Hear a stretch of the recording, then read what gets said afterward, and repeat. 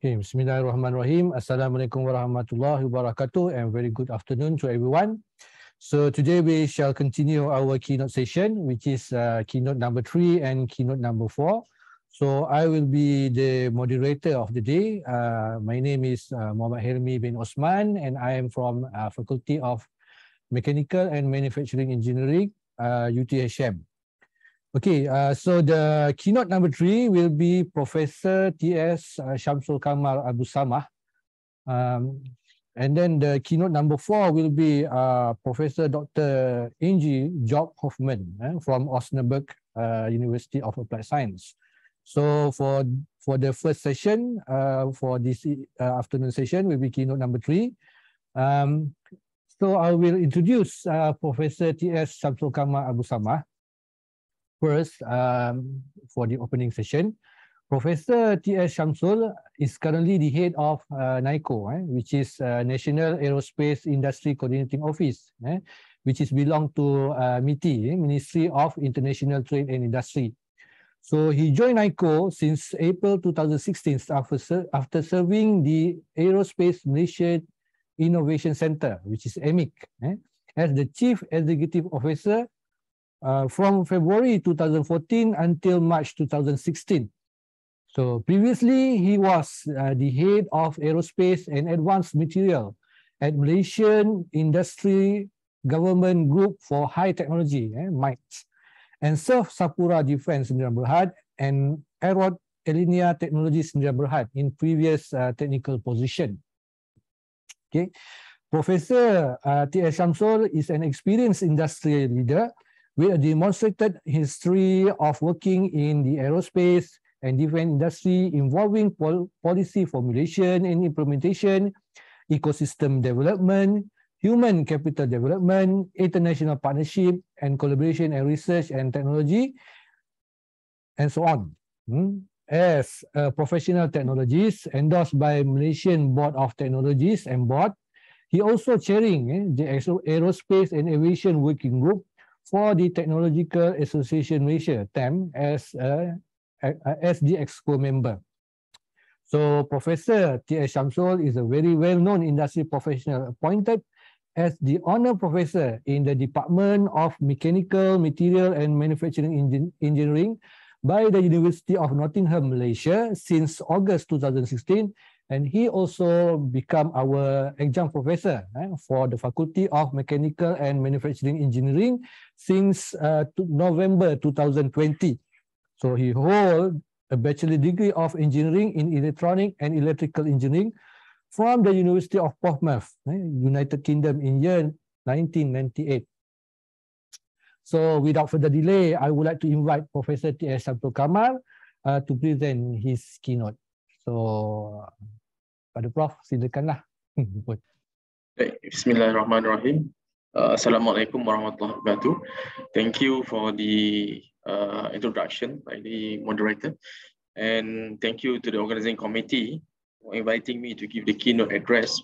And I have chosen the topic of aerospace digital transformation for us to share and discuss together with the members of today's conference.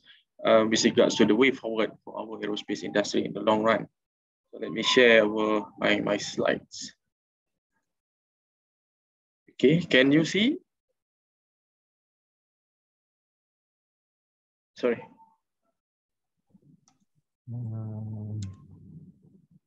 Not yet. Okay, right. Okay, thank you. Right. You can see the slide. Okay, so I'll take about 40 minutes or so for the presentation, and apologize for if you have if you heard any background noise due to the fact that I'm in at the lobby of Zenith Hotel in Kuantan, because I am attending a meeting together with the minister and the chief minister of Pahang on certain related matters with investment. Okay. Okay, to start with, as usual, it will not be good for me not to introduce the organization. National Aerospace Industry Coordinating Office, or better known as NICO Malaysia, has been established back in 2015 as the result of the launching of the Malaysian Aerospace Industry Blueprint back in 2015. And the blueprint is basically the second blueprint that looks into the way forward for the Malaysia aerospace industry for the next 15 years. So we have done the first, we have completed the first blueprint. We became one of the critical suppliers to the OEMs back in 2014. And now we are looking at how that we can play a bigger role as the critical supplier to OEM, particularly Airbus, Boeing, Embraer, Bombardier, and so on. So what is our role here? We basically, the role of NICO Malaysia is to become the main industry facilitator to facilitate the implementation of the Aerospace Industry Blueprint key initiative. And we are currently implementing the Aerospace Industry Framework of the 12 Measure Plan, or better known as RMK12. So as you can see from this slide, a number of things that we highlighted here, particularly in the area of industry development strategies, apart from attracting quality investment together with our sister agency, MIDA, we also want to improve the market access together with Matrade and develop the ecosystem, the supply chain for the long run. So we want to look into complex products and high technology kind of services for our country, and how that we can bring more jobs to the country, how that we can secure more quality investment, and to bring more small and medium enterprises into this journey. Understanding the scenario for the last 20 years, so we have acknowledged that we have to go beyond what we have developed so far. So industry-led research and technology is very key to the success of aerospace industry in the country. So back in 2011, the government agreed to establish Aerospace Malaysia Innovation Center as one of the key players to promote the industry-led R&D. And this is where that we have started to highlight the importance of transformation of our industry to become more digitalized. So one of the key agenda is, we call it the Factory of the Future. And we have been implementing quite a number of initiatives, but from our point of view, NICO point of view, there are rooms for us to improve and to promote to our industry so that we can become better in the future. So other than that, apart from research and technology activities, we also identified certain technology that can be adapted within our ecosystem. So this is also another area that requires the professionals as well as our researchers, scientists to contribute their ideas, their understandings on how that certain advanced technology can be used or utilized in our environment. And of course, the competency development is very key in order for us to understand or to implement the technology, the research findings, as well as the understanding of certain specific high technology products and services that we have captured. So all of these strategies are being highlighted under the 12 Measure Plan, so that we can understand better how that we can position us in the long run. Of course, we are not alone in delivering this mandate. We have a number of agencies, particularly the agencies from MIDA, Matrade, from MITI. So we have MIDA, Matrade, even CIRIM. CIRIM is also our agencies. So we have a very huge organization, research organization, and together with us. So we also look into productivity enhancement, how that we can bring more quality investment into Greater KL. We work together with JPK, SDICO, TDA, HRD corporations on the skills development, as well as ICPs, Industry Collaboration Program, and also other parties like MARA, SME Corp, MEFCOM, Space Agency, DGTA, and not to forget our big brother, CAM. So why aerospace digital transformation is required for Malaysia?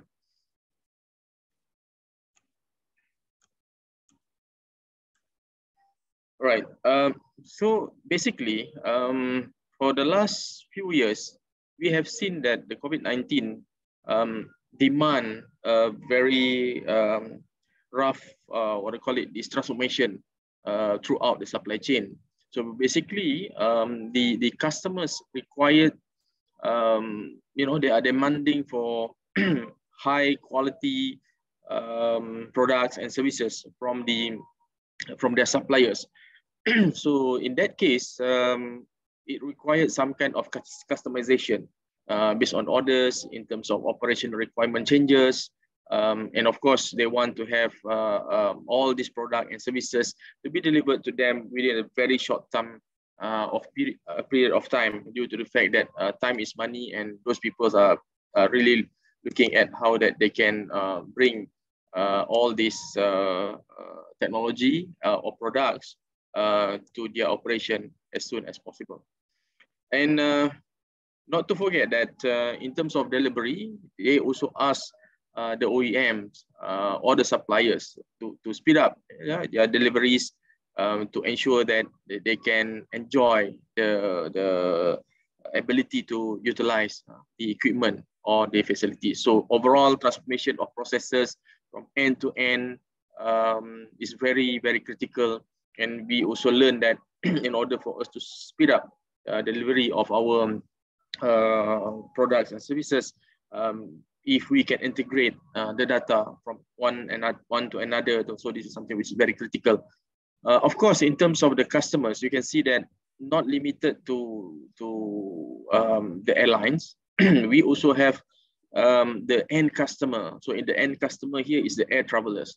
So when the times goes by, people will not, they don't want to spend so many times, much time in the airplane, and they want to not, they prefer not to be at the airport for a long period of time, and they want to get to the point that they intend to be in a very short period of time. So all of this basically enforcing the requirement for the supply chain, starting from design, manufacturing, productions, assembly, integration, operation. Operation in this case will be much referring to aviation, MRO, and then later we have system upgrades, modification, and later the disposal. So all of these activities, including training as well as research and technology, requires certain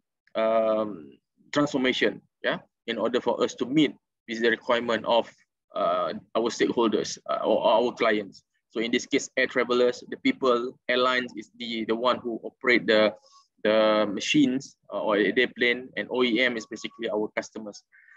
So on top of that, the requirement of environmental, social, and governance, ESG, as well as sustainable development goals by the United Nations also give some kind of pressure to us to relook into the whole ecosystem on how that we can make certain processes becoming more green, more environmental friendly, and to reduce the cost, and of course to reduce the carbon emission. So this is the example of Malaysia, of which you can see that we are currently supplying to our global client. So in the case of aerospace manufacturing, so this is not the what do you call it, services, MRO, trainings, and so on. So this is particularly for manufacturing. So we ship the parts and components that we produce to US, to Europe, to China, Korea, Japan, and not to forget Australia. So during the pandemic, when the whole nations, as well as globally, we cannot move around. The engineers, the designers that used to be at the supplier facility suddenly cannot move around, cannot attend to any difficulties or any problems raised in the shop floor.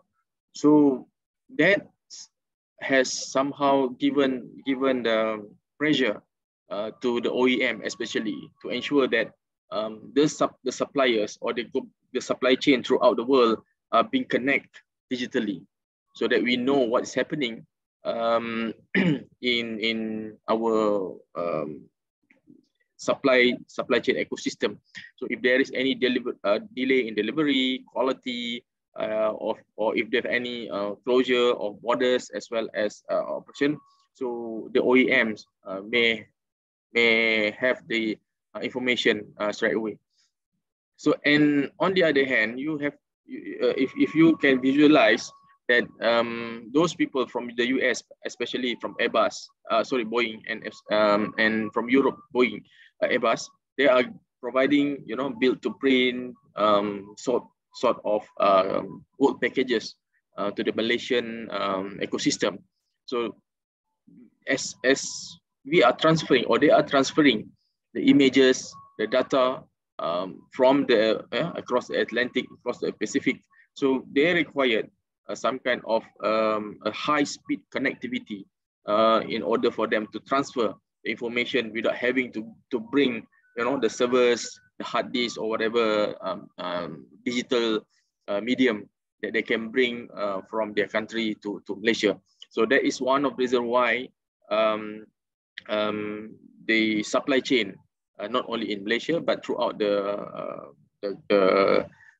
world, it has been emphasized to ensure that we need to transform digitally and make sure that we can connect digitally through our supply chain, and not limited to the OEM, but we also have to manage our own supply chain. It doesn't mean that when we cannot communicate or engage directly together with our clients abroad, we can always communicate with our suppliers in Penang or Malacca or even in Negeri Sembilan or in Kedah. So what we have learned during the MCO 1 and 2, especially in Selangor, although MITI and NICO managed to open up or convince the government to ensure the operationalization of aerospace manufacturing and MRO to operate, but still we don't have the ability to travel from one state to another. So which means that the digital platform, digital connectivities are still required within our country and within our ecosystem. So this also has to have contributed to the identification of new requirement. If let's say any aerospace company wants to invest in any location or theme park or technology park, to ensure that it is ready with the digital connectivity for us to, you know, communicate, not only communicate, but also to transfer data and so on. So physical engagement previously only be conducted for most critical activities. They cannot be effectively carried out through virtual or online mediums. I think at this point of time, the new way of doing things are basically being implemented until that there will be a certain time of which that, okay, we can travel again. But believe me that once we have implement digital connectivity, digital connections, as well as digital transfer of data, as well as information, then there will be less travel for the engineers or even designers, due to the fact that we can do a lot of things faster, utilizing the digital platform. So what are the challenges? Of course, in order to implement the digital transformation, it's not as easy as what we said. We have been trying to establish the connectivity,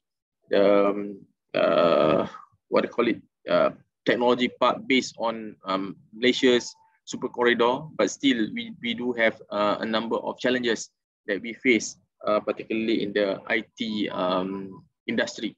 So in the case of aerospace industry, we cannot afford to have some kind of drop in terms of information, data, because the data that we have, that we are going to transfer from one side to another side, requires continuous connectivity,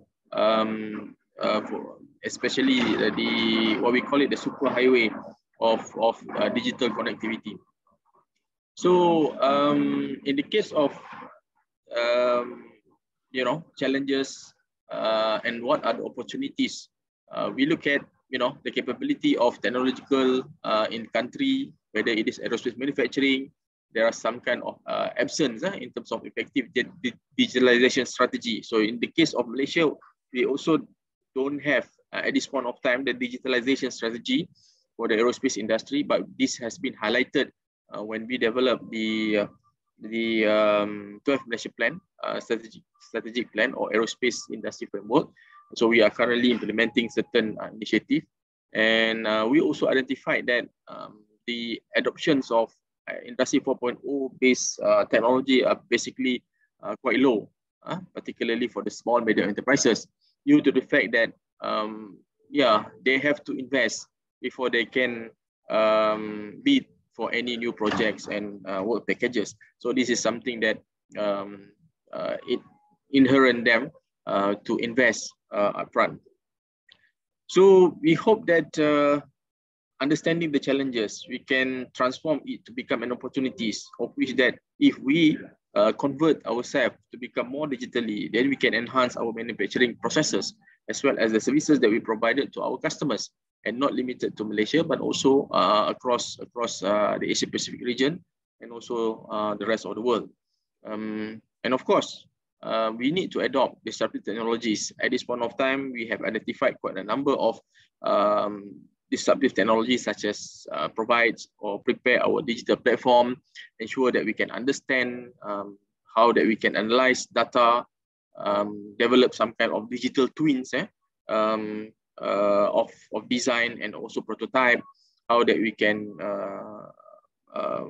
accelerate the utilization of robots and human working together, or we call it cobots or collaborative robots, and how that we can use drones or AVG or UAV within the environment of manufacturing as well as MRO, and also operation to look how that we can manage the air traffic or the air mobility activities. And the rest, augmented reality, virtual reality, have been given. And how that we can also use production data to carry out, visual tests using simulators, 3D visualization, and how that we can generate new services from all this kind of platform, and thus to create a new business model for our company. So, though we have huge challenges, but these challenges, if we transform it properly, then we can create a new opportunity to enhance the capability of our industry, as well as to capture new area or new work packages, be it manufacturing, be it MRO, or training and education. So how actually that we develop this capability within our ecosystem? So under the Malaysian Aerospace Industry Blueprint 2030, we have already identified that we need to undergo a structured digital transformation phase involving the whole players or ecosystem within the supply chain. We cannot just say that the big brothers has to move into digital transformation without having to bring in the small medium enterprises, the logistics, the training centers, as well as the suppliers or the vendors to the tier 1 or tier 2 company. So it has to be the whole supply chain. We cannot just address a certain specific cluster. So under the 11th Malaysia Plan, we have tried to emphasize the development of certain technology, and we conducted a number of research. Again, due to the fact that AMIC was established to look into transforming the ecosystem to become more, looking forward for the future digitally, and also to look into how that we can produce green material for the long run. But of course, during that time, we don't have enough supports, particularly in terms of funding. from the government. So we only able to deliver a number of projects, particularly the aerospace industry development, including some kind of promotion, supply chain development, emphasize on small medium enterprises for aerospace manufacturing, and also a number of research and technology activity. But under the 12th Malaysia Plan, a good sum of budget has already been allocated for the aerospace industry. So you may have heard that not less than 600 millions are being allocated for us to deliver the projects starting from 2021 to 2025. Unfortunately, you may know, you are aware that 2021 we have to face is the fact that the COVID-19 pandemic has impacted the industry tremendously, and of course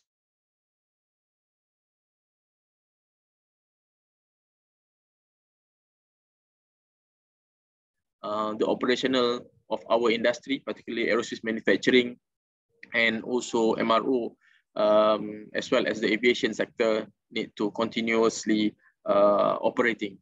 And we need to understand that Malaysia is one of the key suppliers for certain parts and components, particularly for A320, Boeing 737,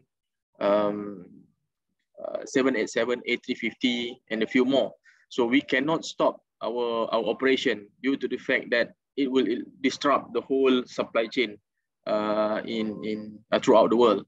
And moreover, when certain parts of the components and parts of which that Malaysia is the solely provider to the OEM, then definitely it pressures us to ensure that we can deliver according to their requirement. Although the numbers are not that big for the last 2 years, 2020 and 2021, but the requirement to have spares to deliver certain numbers of aircraft to the customers, due to the fact that aircraft still flying, although they are not bring many people, but the supplies of medical equipment, medical devices, medicine, and so on is crucial. Not to forget food, e-commerce products, and so on. So that's how that we have to support the global supply chain throughout the pandemic. So for the 12th Malaysia Plan, there are five projects that being implemented under NICO and MITI. So ecosystem development as well as the digital transformation is the one that relates to the digital transformation. And of course, at the end of the day, we try to bring all these things under one roof. So the aerospace, Malaysia Aerospace Center of Excellence will be the key project for us to bring all these parties together and think about where are we going to move to the next level within the next few years after completion of 12th Malaysia Plan. Right. In terms of the policies, of course, before we implement the projects and so on, for the government, we need to have specific policies. We need to have strategies, action plan, so that whatever that we want to do is being structured properly, rather than just very much depend on hearsay or based on certain occasion. So under the blueprint 2030, under the strategic number 4, the ecosystem, the Malaysian aerospace industry ecosystem, be encouraged to invest in research and technology in order to develop new capabilities and to enhance their competitiveness. So new capabilities and competitiveness is basically looking at different way of doing things, make it more digitalized, utilizing softwares and new disruptive technology such as simulators, I call it this virtual reality, augmented reality, and so on. So point number 4.1, we have developed the National Aerospace R&D Roadmap. This is together with AMIC, and if you can see, there are a number of research and technology activities being conducted by AMIC are basically based on this R&D roadmap. Of course, we shared some information in many workshops or industry seminars that conducted by both NICO, AMIC, and also together with a number of universities. But of course, we have to be very focused. We cannot just do it everything at one time, and but we have to prioritize on certain things. At this point of time, the most critical thing is to ensure that our industry players can move into digital technology as soon as possible. Other than that, the focus on aerospace R&D, again, R&D, because we need to ensure that we need to develop that capability. But don't get me wrong, in terms of the R&D, we are not looking at the applied research. We are looking into industry-based research. So whatever that you want to do at the university level, continue, but you may have to understand where the industry is heading, so that whatever requests from the universities or research institute to the Ministry of Higher Education or Ministry of Science can be tailored together with the requirement of the industry players. So improvement in MRO processes. So that's what I said, that why I said that the requirement of using AI, robots, cobots, as well as the UAV or drones in certain of the processes is required. So back in February or March this year, the Singapore SIA Engineering has already announced their willingness to invest in Subang. So what has been told to MIDA and us, that there will be a number of technological advancement that will be bring by this company to Subang, and this is how that it can help to nurture the activities, advanced activities within the MRO ecosystem. Other than that, advanced manufacturing processes, I already mentioned it a few times. And number 4.7, we also be encouraged to invest in automation, not only to reduce labor content, but also not to rely on foreign labor. So again, during the pandemic, COVID-19 MCO, of course, aerospace industry is not that affected in terms of numbers of foreign labor. We have expatriate, we don't have low labor foreign labor, except for operational activities at the airports and some shop floor activities at the factory, as well as at the MRO facility. So it is manageable at this point of time.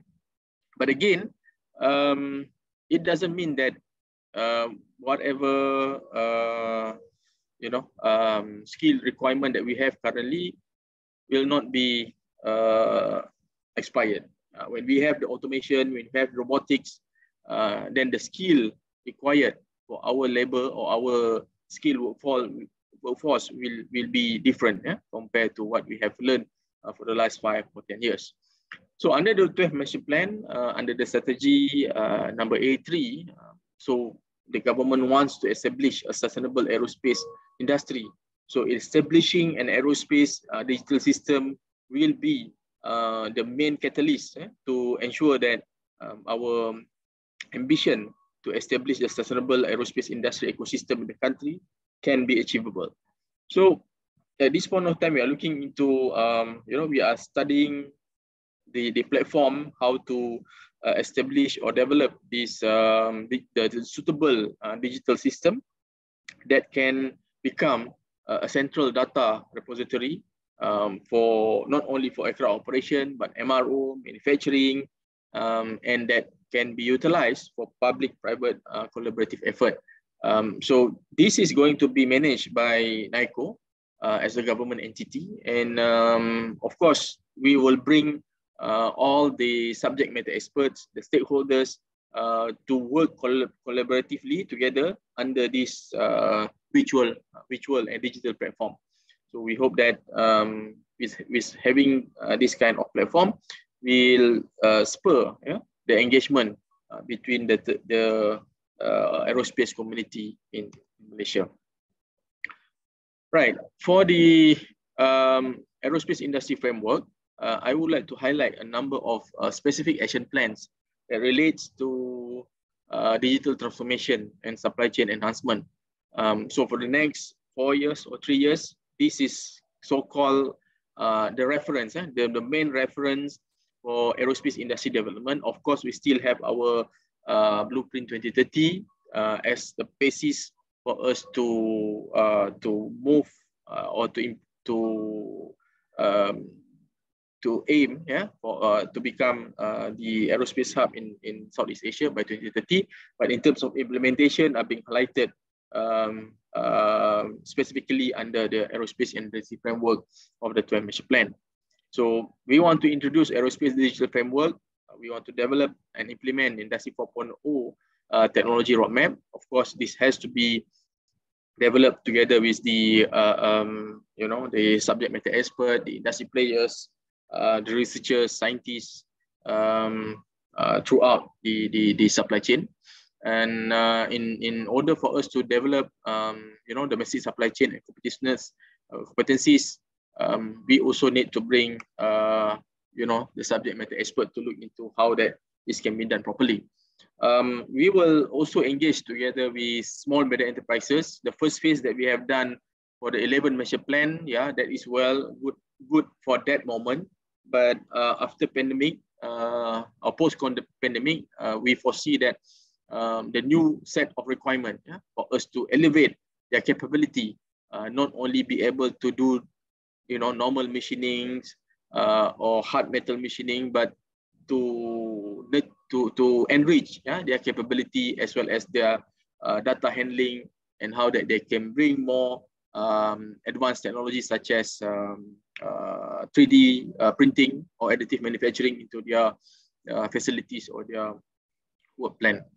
Of course, aerospace TVET program is something which is very critical to ensure that whatever that we will be encouraging the industry to develop in terms of new capabilities and competency. So that same goes to the skilled workforce or the aerospace graduates. So we do need to have some kind of review or enrichment of our program. Possibly the modules are good enough, but in terms of the practical, the how that we want to sharpen our skills, so that might be some kind of enhancement need to be done on that part. And last but not least is the establishment of Center of Excellence for not limited to aerospace talent, but it will include the element of research and technology as well as the ecosystem.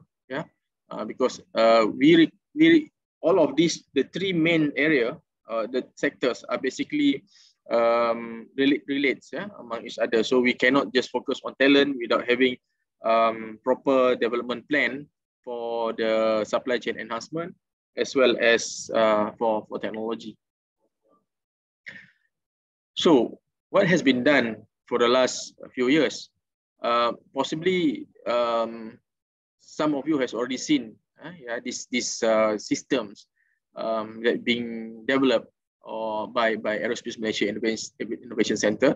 So we want to so-called establish a virtual reality or advanced training system to be introduced, due to the fact that this will help us to reduce the utilization of material for training. In this case, it's drilling. Because for us to utilize the composite parts, is going to be very, very difficult for us to get that kind of material for training purposes. So And then the good thing is that we can capture the data, the performance of the trainee direct into our database, and from there we can analyze the capability of our students, or even our employees, to to judge the capability and where is the focus need to be done, basically based on possibly age, level of education, and so on. And the spray painter already being delivered to Spirit Aerosystem, and this is one of the key activities that we have delivered. We want to ensure that we use what do you call it, this the material, smart material, in a good manner, so that there will be no reductions in terms of time, as well as the material being used. Okay, so in terms of establishing the sustainable aerospace industry in the long run, where actually that we are heading in terms of KPI. So our target for 2030 remains that we want to have 55.2 billion ringgit Malaysia by 2030. We want to provide 32,000 highly skilled workforce by then. But again, there are certain adjustments need to be done due to the fact that, as I mentioned earlier, starting from 2021, 2022, the requirement for Malaysia to quickly transform digitally in terms of our supply chain has emerged tremendously. So in terms of the human capital, we may require to do some kind of adjustment, particularly in the capability and the competency that we have. All right. So in terms of the industry development strategy, under the 12th Master Plan, we are targeting to have or to gain about 30 billion ringgit Malaysia. Based on the current scenario, we have managed to secure quite a number of values of new work packages. This is additional to what we already have, starting from end of 2021 until now.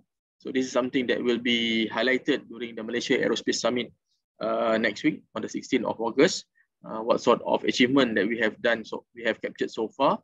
And so we foresee that by next year, 2023, we will be able to gain the pre-COVID revenue target, possibly more, because not limited to aerospace manufacturing as well as MRO, but there are a number of other activities, for instance, system integrations, trainings, that's already somehow or rather being developed and is expected to give more revenues to our industry. And not to forget the activity that involve drones development and a few more. We are looking into establishing a number of clusters of zoning within the Peninsular Malaysia, as well as in East Malaysia, to ensure that we can distribute the wealth of the aerospace activities throughout the country. At the same time, we also need to manage the risk of putting everything in one basket. Of course, we have learned from the MCO situation. If we are trapped in one area, then we cannot deliver our products to our customers worldwide. Okay, so in terms of digital transformation, the requirement to develop the aerospace digital system is currently being implemented. The 4.0 adaptation is continuing. There will be some kind of support being implemented at our agency level, such as certain specific funding on this. And there will be enhancement of research and technology activities by aiming as well as the aerospace research community. Okay, most of our presentation previously or this year, we talk about Malaysia Aerospace Center or Malaysia Aerospace Center of Excellence. So why this is very critical? Due to the fact that we need to develop a knowledgeable community, with skillful, that has the innovative culture to look beyond of what we have now.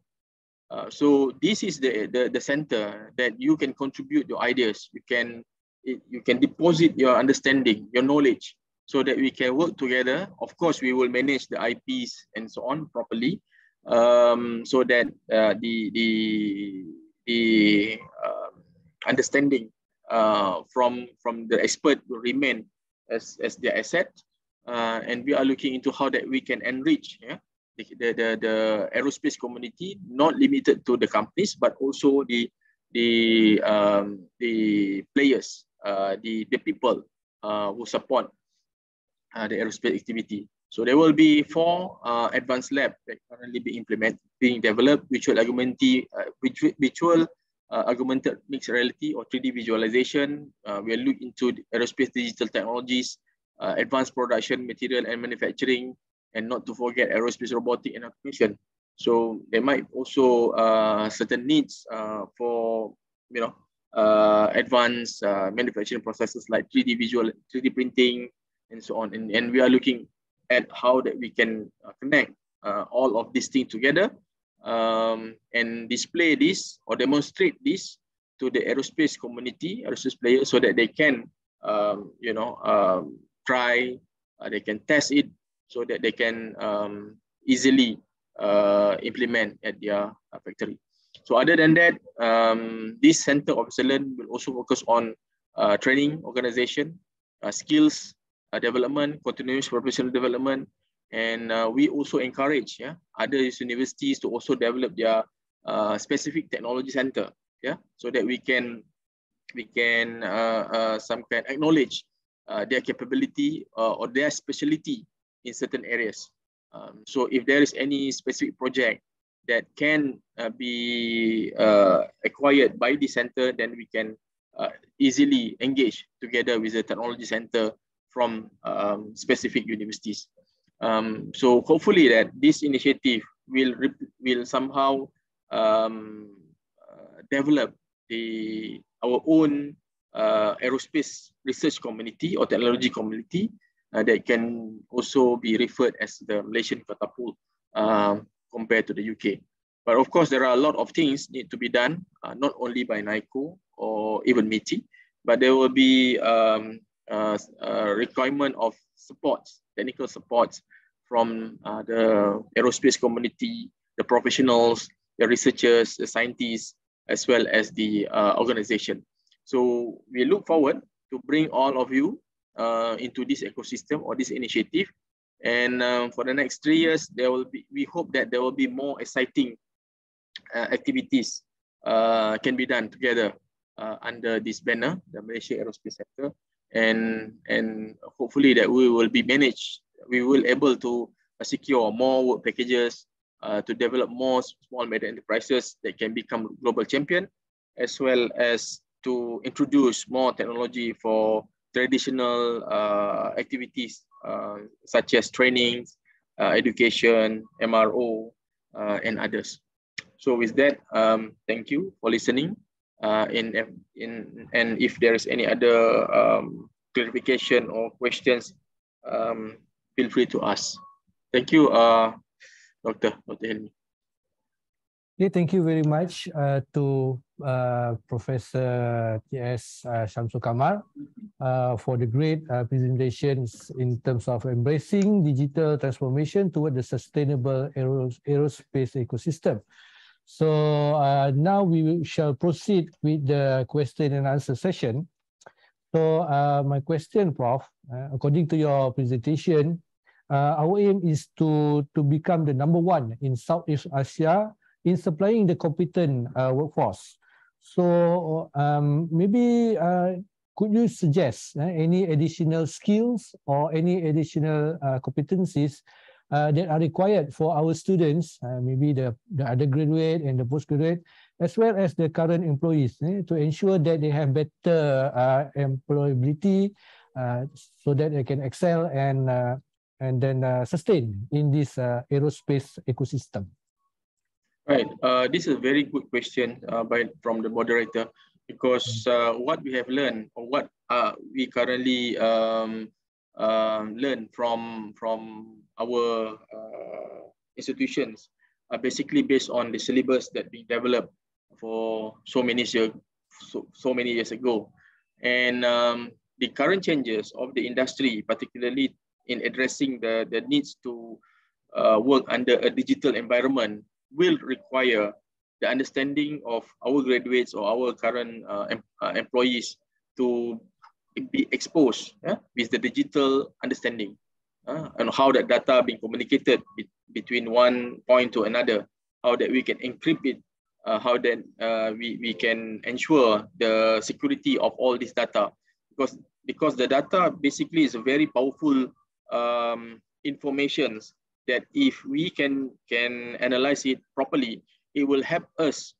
to become more effective in the long run, be it for our business, be it for our productions or delivery of our services. So to answer you, yes, we need to expose ourselves, whether we like it or not.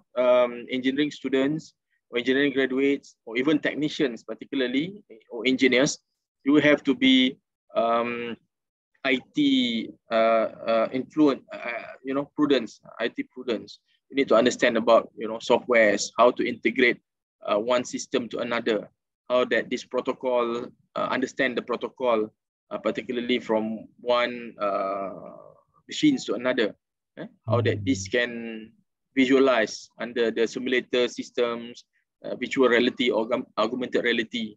Certain people, they have the visual cue difficulties, of which that they cannot use the augmented reality equipment. They cannot be in simulators. They cannot be in the 3D visualization system. So this is something that requires some kind of research, because we cannot segregate the people, or you have some certain difficulties with your visual, and then you cannot work together with us. And then we also need to have some kind of discipline, of which that when there will be more robots, automation system be introduced in our factory as well as shop floor, there might be a possibility for us to just be at home, managing all these gadgets to work. I will call it this at the shop floor. But the discipline is that we need to always monitor the result, because we have to ensure the quality is similar to what man has been producing for the last 30, 40 years ago. Because for Malaysia, whatever activities that we carried out, especially for manufacturing as well as for MRO, we have been acknowledged that in terms of quality, we are superb. So that's why certain activities, particularly for composite, the two main companies in the country, when we interviewed for the last few years, they say, during my time in EMI, they love to utilize, the ability to use hands to produce the parts and component, because this is art. For them, this is art. But again, technology changes, the scenario of industry also changes. So we need to understand all of this. So if you are able to produce a composite part, for instance, using layout and so on, you may need to understand how that you can do this or operate this or program it utilizing certain machine or robots.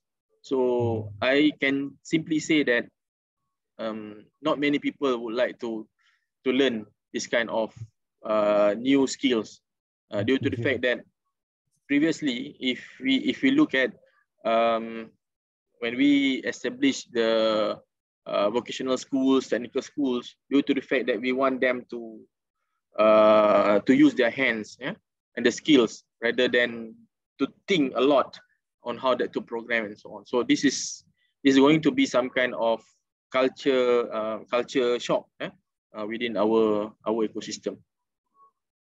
Okay, that is my answer to you. Yeah, thank you for your great answer.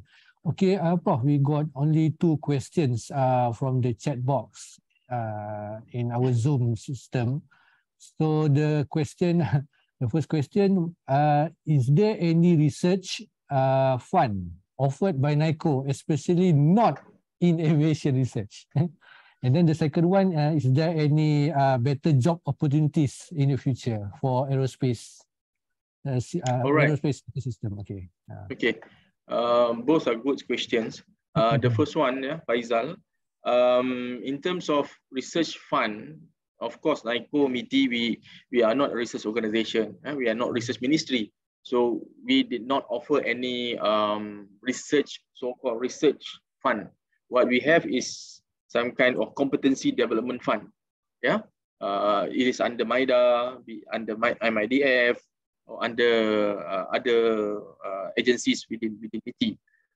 So if, let's say, your research is basically from TRL 1 to 3 or even 4, then you have to leverage on whatever available in MOSTI or even Ministry of Higher Education. And I'm sure that at this point of time, if you are coming from the industry, you have to collaborate together with the universities or research institute to ensure that you are eligible to get that kind of support. But if, let's say, you are doing something related to competency development or capability development, and the NDT is basically will bring huge business to you, then something that we can explore more. Yeah, but not necessarily those funding coming from ET or our agencies. Right. In terms of the aerospace, whether we can offer better job opportunity for the future, yeah, it very much depends on what actually that you want to be, or what actually that you want to gain. If let's say the students or graduates want to have a good sum of money, then at this point of time, e-commerce or gig technology, gig economy, something that can promise you that kind of income, but you will not be able to enjoy the skills or the knowledge that you have gained from the universities or the training institutes in your life. So of course, in the long run, we are looking at the new set of skilled workforce. We will call it next generation aerospace professionals. Back in 2019, the study that we conducted together with UTHM researchers, we identified about 7,452 new requirement or skill workforce required by the industry, be it aerospace manufacturing or even MRO. But post-pandemic, we believe if next year, the number will be similar to that, but the skills might be different. So it very much depends on what actually that you want to be. If you have the patience to be in aerospace industry, then what I can say is that the future is bright. There will be a lot more assignment. For instance, in February during the Singapore Air Show, there are not less than 4 aerospace MRO companies announcing their projects to be executed in Malaysia, in Subang basically, and Sepang will be implemented in by Q4. 1 or 2 activities already being started, and these people basically a big, very huge organization, and not limited to developing the opportunity for our graduates to work together with them, but there will also opportunity for us to bring more local companies to support the operation in the country. All right, you have another question: how the press group can prepare themselves to involve in aerospace and innovation industry? Of course, you need to complete whatever modules that you need to learn from the universities as well as the institution. But on the other hand, you need to expose yourself together with the recent development and understanding of the industry, where are we moving forward, what sort of new skills that required for us to understand. Not because of the competition is high, but the requirement of the industry, the transformation of the industry to become modern and digitalized. It will make us totally in a different set of human capital or skilled people. So this is something which is quite exciting, because I'm an engineer, I'm a technologist, but I don't like doing all this software development, programming, but what to do? This is the new development, new requirement of the industry globally. Okay, thank you very much, Prof. Shamsul, for the great explanation. Maybe if you want to have a better views and experience, maybe the audience can join the MyAero 22 on the 16th of August at KLCC. Yes. Conducted by MITI. Yeah, just to give advertisement. We have industry seminar, and this industry seminar we will bring in prominent speakers, particularly from Airbus, Boeing, Embraer, GKN Aerospace will talk. GKN Aerospace will talk more about advanced additive manufacturing. Embraer will talk about sustainability. Boeing also will talk about sustainability. Airbus will talk about the recent scenario of the Asia Pacific. And we also have a number of speakers from Dassault Systems to talk about innovation. Then UMW will talk about the scenario of digitalization within aerospace manufacturing. And last but not least, Asia Digital Engineering will talk about transformation of MRO company to become more 4.0 ready. So this is something exciting. So today is just a synopsis to what will be highlighted during MyAero 2022. Yeah. Okay. Thank you very much for. Okay. So now we shall proceed with the e-certification ceremony. Okay. So can everyone, the audience, turn on the camera so we can have a picture. The technical.